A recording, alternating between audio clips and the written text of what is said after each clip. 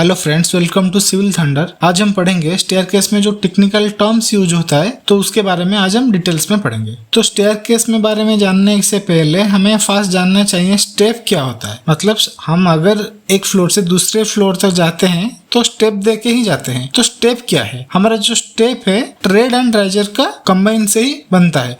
मतलब आपका देखिए यहाँ पे ये हो गया एक आपका राइजर एंड ये हो गया एक ट्रेड, तो दोनों मिलने से हमारा एक स्टेप आ जाता है। यहाँ पर भी ये दोनों मिलने से यहाँ पर एक स्टेप आ जाता है। तो बेसिकली स्टेप जो है वो है राइजर एंड ट्रेड का कॉम्बिनेशन। तो अब हमारा स्टेप साइज कितना कितना रहना चाहिए। हमारा जो रेसिडेंशियल बिल्डिंग है उसमें जो हमारा ट्रेड का साइज होना चाहिए वो होना चाहिए 25 सेंटीमीटर एंड जो राइज का साइज होना चाहिए वो होना चाहिए 19 सेंटीमीटर। मतलब आपका जो यहाँ पे ट्रेड है ये होना चाहिए 25 सेंटीमीटर एंड आपका जो राइज है ये होना चाहिए 19 सेंटीमीटर। ठीक उसी तरह से ही हमारा जो कंफर्टेबल साइज है वो होना चाहिए ट्रेड के लिए 30 सेंटीमीटर एंड राइज के लिए 10 सेंटीमीटर। एंड हमारा जो पब्लिक बिल्डिंग है उसमें हमारा जो ट्रेड का साइज है वो है 30 सेंटीमीटर एंड जो राइजर का साइज है वो है 15 सेंटीमीटर। मैं अभी आपको बोला राइजर का साइज एंड ट्रेड का साइज। तो अब हम जानेंगे राइजर क्या है। हमारा जो राइजर है आप यहाँ पे भी देख सकते हैं, हमारा जो वर्टिकल पोर्शन है दोनों ट्रेड के बीच में उसको हम राइजर बोलेंगे। मतलब ये हो गया आपका एक ट्रेड एंड ये हो गया आपका एक ट्रेड, उसके बीच जो वर्टिकल पोर्शन है उसे हम राइजर बोलेंगे। तो ट्रेड क्या है? तो ट्रेड को हम लोग गोइंग भी बोल सकते हैं। तो आप लोग यहाँ पे देख सकते हैं इस पोर्शन को हम ट्रेड बोलेंगे। जो आपका हॉरिजॉन्टल पोर्शन होता है स्टेयर पे जिस पे आप पैर रखते हैं उसे हम ट्रेड बोलेंगे। मतलब यहाँ पे आपका एक ये हो गया हॉरिजॉन्टल पोर्शन, इसको हम ट्रेड बोलेंगे। सिमिलरली यहाँ पे भी इसको हम ट्रेड बोलेंगे। जहाँ पर बेसिकली आप पैर रखते हैं उसे हम ट्रेड बोलेंगे। तो अब हम जानेंगे नोजिंग क्या है। आप यहाँ पे क्लियरली देख सकते हैं, मैं यहाँ पे डॉट दे के भी शो किया हूँ। आपका यहाँ पर जो प्रोजेक्टिंग पार्ट होता है ट्रेड का उसे हम नोजिंग बोलते हैं। मतलब ये नोजिंग क्यों प्रोवाइड किया जाता है? देखिए आपका जो नोजिंग का मेन पर्पज होता है वो सेफ्टी पर्पज के लिए ही होता है। आप जब पैर रखते हैं स्टेयर पे तो आपका जो कंप्लीट फुट है वो तो स्टेयर का जो ट्रेड है उस पर तो नहीं आएगा ना, आप इसलिए आप वहाँ पे नोजिंग प्रोवाइड करते हैं क्योंकि आपको वो एक्स्ट्रा प्रोटेक्शन देता है एंड ये जो है लिटिल एड्स की तरह बाहर को निकल के रहता है। तो आप जब पैर रखते हैं तो आपको ये एक्स्ट्रा स्पेस भी प्रोवाइड कर देता है। आप यहाँ पे भी देख सकते हैं इसका जो शेप है इस तरह से है। देखिए यहाँ पे आपका जो ट्रेड के बाहर से ये एक प्रोजेक्टिंग पार्ट की तरह रहता है। अब कॉमनली इस शेप का जो बालूस्टर है आप घर पे भी देखते हैं शायद। ये जो बालूस्टर है ये तो वर्टिकल मेंबर है जो कि आपका जो रेल है हैंड रेल है आपका एंड जो आपका स्ट्रिंग है उसके बीच में जो वर्टिकल मेंबर होता है उसे हम बालूस्टर बोलते हैं। आपका तो ये हैंड रेल हो गया एंड आपका जो ये तो स्ट्रिंग हो गया, तो उसके बीच में जो वर्टिकल पार्ट रहता है उसे हम बालूस्टर बोलते हैं। तो फ्लाइट आप यहाँ पे क्लियरली देख सकते हैं, जो दो लैंडिंग के बीच में जो स्टेप्स रहता है उसे हम फ्लाइट बोलते हैं।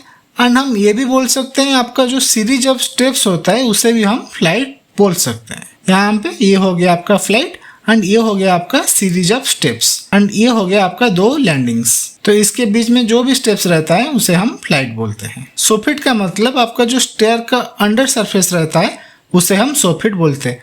मतलब आपका जो यहाँ पे आप देख सकते हैं ये तो हो गया आपका स्टेयर का अंडर सरफेस, इसलिए हम इसको ही सोफिट बोलते हैं। आपका जो वेस्ट होता है, आपका जो थिकनेस होता है स्लैब का, आरसीसी स्लैब का, उसे हम वेस्ट बोलते हैं। मतलब यहाँ पे आपका जो आरसीसी स्लैब है इसका थिकनेस तो इतना ही है, तो इस पार्ट को हम वेस्ट बोलते हैं। एंड आपका जो स्टेप रहता है वो वेस्ट के ऊपर ही रहता है। मतलब आपका ये तो एक स्टेप हो गया, ये भी एक स्टेप हो गया।